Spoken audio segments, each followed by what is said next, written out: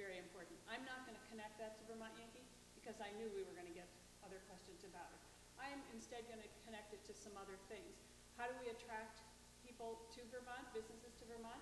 I think that one of the reasons people move here, businesses move here, is because of our working landscape, the environment in which they can live and work. We actually need broadband coverage, and Peter isn't here tonight, so I'll say it for him. We need to have broadband coverage to the last mile if we're going to attract businesses here. And I think that a very important issue that we need to solve in order to help our fiscal health is the issue of health care. Because health care has a huge impact on every one of our businesses, our school budgets, our town budgets, and individuals. And if we can solve that, it'll go a long way toward helping us recruit businesses here to Vermont, along with the environmental, they move here, people move here for the environment and for lots of other things. Our school systems are great. They might cost a lot, but they're very good school systems. There was a study done a few years ago by a group called the Bryan Group, and what they did is they said, is Vermont an unfriendly place to do business? And the conclusion they came to was, no, it's not. If we have the businesses that we want, and we do cherry pick businesses, we don't want to have businesses that are going to put up parking lots to cover all of Dummerston. So we do cherry pick businesses because of our policies. And those businesses that we want come here because of those regulations. So I think that there's a lot we can do around our fiscal health. It isn't just jobs, it's the entire fiscal health of our community. And I should say, I know that we're in Brattleboro, but when you're a Windham County Senator, you represent the entire county. It's my understanding that the Public Service Commission is really the one that has the authority over Vermont Yankee, and I might be incorrect in that. But in any event, what this amounts to is people are wanting to know what are your views on Vermont Yankee and what are your positions on Vermont Yankee and electrical energy in this state of Vermont and county. Rick, I guess you Yeah, I think I start off on this one. I'll be happy to address this.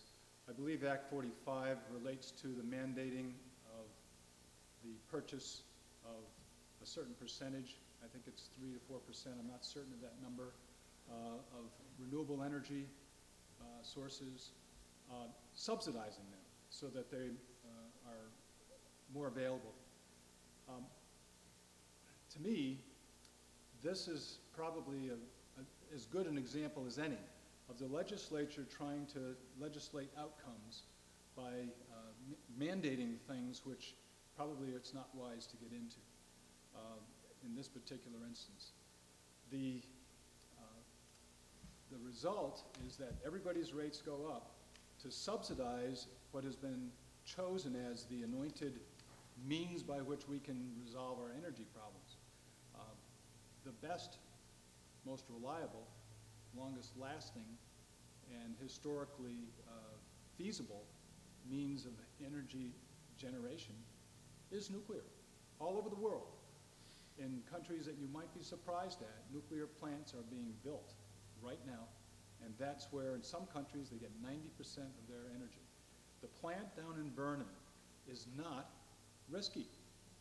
It only had a 40-year limit on its authorization so that they wouldn't violate the antitrust provisions. They didn't have to put it up for recertification because it was getting old and about ready to fall apart like an automobile after a certain number of years. That wasn't the issue. They are continually updating the infrastructure and the testing and the mechanisms. In fact, Vermont Yankees in the top 10% in the entire country according to its safety record and its rating. The result is I'm in favor of keeping it if it's safe. Let's vote on it. Thank you. We did have a vote on Vermont Yankee, and I very proudly did vote to not continue operation after 2012. I would do the same thing again. If we're going to get something that we want, we've got to help it along. We do it with small businesses. We give small business loans. We give them tax credits. When we support something, we need to support it, and I support more renewable energy. I think it is an important goal for us to get to. I know that there's a lot of dispute about facts and figures, and I'm not gonna try and get into a lot of facts and figures about Vermont Yankee. It is an old plant. We have to remember it's operating at 120% of its capacity. My understanding is that the NRC is not giving uprates anymore because there's problems with, now I don't know what the letters are, I can't remember, but it has to do with the way the pressure is that goes into the cooling tanks and out of the cooling tanks. So they're not giving uprates anymore. They made a special provision to give Vermont Yankee that uprate. So I'm not so sure, and I have to say, and I know that most of you won't agree with this, I actually don't trust the NRC. If we look at what the mineral, the oil people, the kind of way they were tied into the industry, now the gas regulators, we're looking at the same thing with the natural gas regulators. I'm not so sure that we don't have the the fox guarding the chicken coop. So I would vote again not to continue operation, and I could talk about this for about 25 minutes, but I won't, because she's going to remove health here in about half a second. So. Just do it. Yeah, hi. Number one, I don't know enough about Act 45 to speak intelligently about it, so therefore I won't. Number two, I believe that the Vermont Senate spoke rather definitively. There was a vote of 26-4 against Vermont Yankees relicensing, so therefore I would concur with that. And number three, I am a strong advocate of renewable energy, and I think that there is a lot of opportunity for our state in that sector. Thank you. Okay. If Vermont Yankee is safe and reliable as determined by the regulators, both federal and state, we should keep Vermont Yankee open. I would vote in support if the Public Service Board has the ability, has the opportunity to vote on this matter.